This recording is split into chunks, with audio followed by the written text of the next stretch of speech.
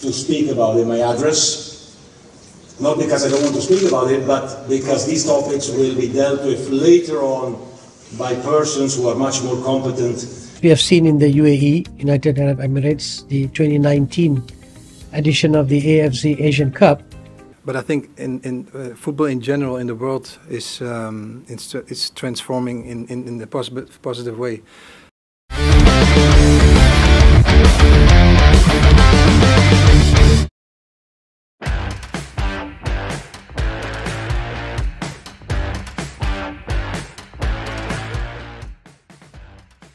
Siap-siap Garuda fans, langkah timnas Indonesia menuju Piala Dunia 2026 makin panas. Teka-teki akhirnya terjawab, timnas Indonesia resmi menempati pot 3 untuk babak keempat kualifikasi Piala Dunia 2026. Sebanyak 6 tim akan bersaing di putaran keempat. Tim-tim yang lolos ini terbagi sebagai berikut. Grup A diwakili oleh Qatar dan Uni Emirat Arab. Grup B oleh Irak dan Oman. Serta grup C oleh Arab Saudi dan Indonesia. Indonesia sendiri tampil cukup solid di grup C, mengumpulkan 12 poin dan menempati posisi keempat. Adapun proyeksi pembagian pot pertama ada Qatar dan Arab Saudi, pot kedua Uni Emirat Arab dan Irak, sedangkan timnas Indonesia menempati pot 3 bersama Oman.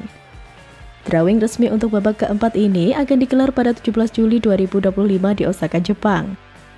Nantinya, 6 tim akan diundi ke dalam 2 grup yang masing-masing berisi 3 tim. Format kompetisi akan menggunakan sistem single round robin, di mana setiap tim bertanding sekali melawan 2 tim lainnya dalam satu venue terpusat.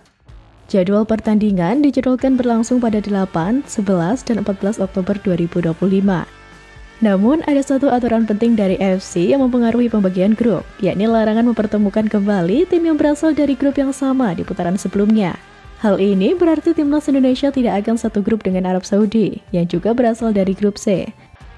Dengan demikian, kemungkinan besar grup Indonesia di babak keempat adalah kombinasi antara Indonesia, Qatar, dan Irak. Atau Indonesia, Qatar, dan Uni Emirat Arab. Perjalanan timnas Indonesia hingga ke tahap ini patut diapresiasi. Namun, babak keempat akan menjadi ujian sebenarnya menghadapi tim-tim kuat Asia dengan jadwal padat dalam sistem yang tidak memberi ruang untuk kesalahan. Skuad Garuda harus tampil dalam performa terbaik mereka.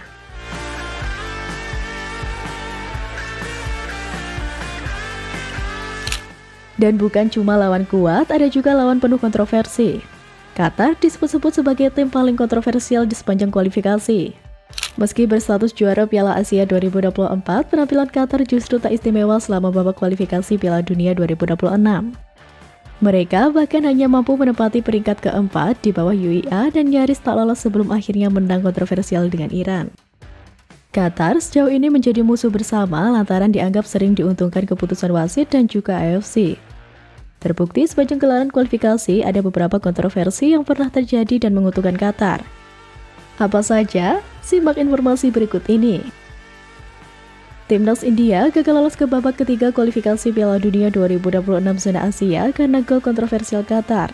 India yang membutuhkan kemenangan untuk menjaga asa lolos ke babak ketiga sejatinya sudah unggul sejak menit ke-37. Namun petaka terjadi di menit ke-73 setelah bola sundulan Yusuf Aiman yang sempat keluar dari garis gawang justru dianggap sah oleh wasit dan tidak ada pengajakan VAR sama sekali. India pun lantas memprotes wasit meski tidak merubah keputusan akhir. India akhirnya kalah 1-2 dari Qatar dan gagal melaju ke babak selanjutnya. Federasi Sepak Bola India sempat mengirimkan surat ke FIFA dan meminta untuk menginvestigasi gol tersebut. Selain itu, pertemuan Qatar versus Uzbekistan pun diwarnai beragam kontroversi. Setelah hasil imbang, laga yang awalnya berjalan baik-baik justru menunjukkan beberapa kejanggalan. Wasit memimpin pertandingan seakan memberikan beragam keputusan kontroversi yang dinilai menguntungkan Qatar. Kontroversi terjadi di babak injury time yang saat itu wasit hanya memberikan tambahan 6 menit. Namun pertandingan justru berlanjut hingga menit ke-102. Bek tengah Qatar, Lucas Mendes, alhasil mencetak gol kemenangan untuk Qatar di menit ke-102.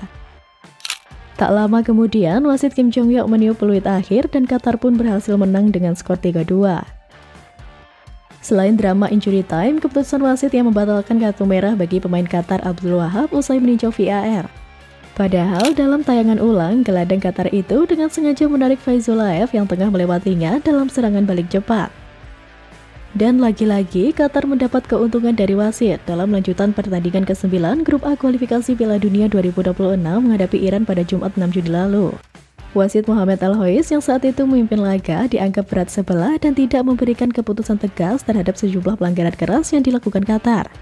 Tahun lalu, Indonesia pun juga tak luput jadi korban kecurangan Qatar. Pelatih timnas U23 Indonesia, Sintayong, selain menyinggung wasit juga menyinggung soal persiapan yang dilakukan tuan rumah. Ia mempertanyakan soal waktu tempuh untuk ke Stadion Jassim bin Hamad yang bisa dijangkau 7 menit namun pada akhirnya dijangkau selama 25 menit. Sikap wasit yang memimpin laga, Nasrullah Kabirov, sepanjang laga yang dinilai berat sebelah dan menguntungkan Qatar. Itu terbukti saat Ivar Rieder dihadiahi kartu merah atas pelanggaran gaib yang tak dilakukan Ivar Rieder. Dan yang lebih panas, belakangan muncul kabar AFC justru memilih Qatar dan Arab Saudi sebagai lokasi penyelenggaraan ronde 4. Munculnya Qatar dan Arab Saudi tentu menjadi polemik, mengingat kedua negara juga berstatus sebagai peserta ronde 4, yang idealnya diselenggarakan di tempat netral.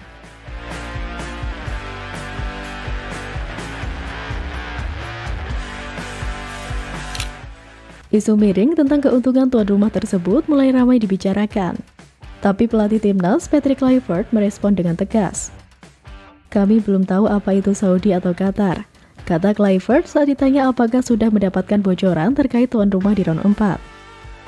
Meski begitu, Patrick Kluivert tidak terlalu memusingkan hal tersebut. Dirinya mengaku bahwa timnas Indonesia sudah siap bertanding di mana saja untuk ronde keempat nanti.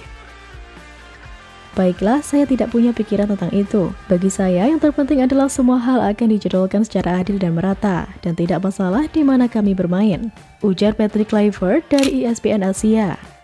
Di sisi lain, Presiden FIFA sempat yakin timnas Indonesia jadi terkemuka di Asia dan dunia. Menurut Gianni Infantino, besarnya populasi Indonesia serta semangat dan kecintaan penduduknya terhadap sepak bola menjadi modal penting yang harus terus dikembangkan untuk memajukan dunia sepak bola. Sepak bola adalah olahraga nomor 1 di Indonesia, namun yang penting kita tidak hanya fokus pada sepak bola di Indonesia saja, tetapi bagaimana bisa memainkan peran penting di Asia dan dunia, kata Gianni usai menerima anugerah tanda kehormatan bintang jasa pertama oleh Presiden Joko Widodo di Istana Negara. Untuk mewujudkan visi tersebut, ujar Gianni, FIFA siap bekerja sama lebih erat dengan Indonesia, termasuk dengan membuka kantor FIFA di Jakarta.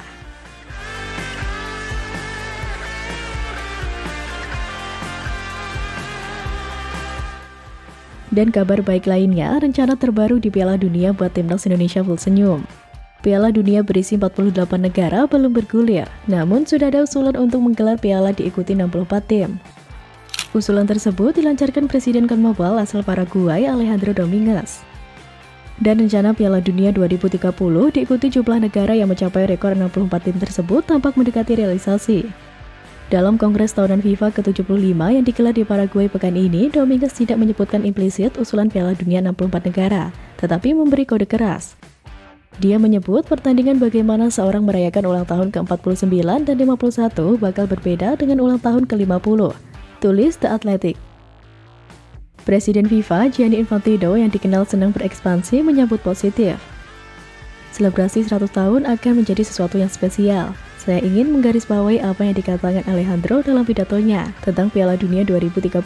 Dia berkata pada kita semua untuk berpikir bagaimana caranya sebenar-benarnya perayaan. Jadi semua usulan adalah ide bagus, ucap Infantino dilansir dari The Athletic. Andai Piala Dunia benar akan diikuti 64 negara, makin besar peluang bagi negara berkembang untuk ikut serta. Timnas Indonesia saat ini diuntungkan dengan penambahan peserta menjadi 44 tim di Piala Dunia 2026. Tim Garuda saat ini menghuni peringkat 4 grup C.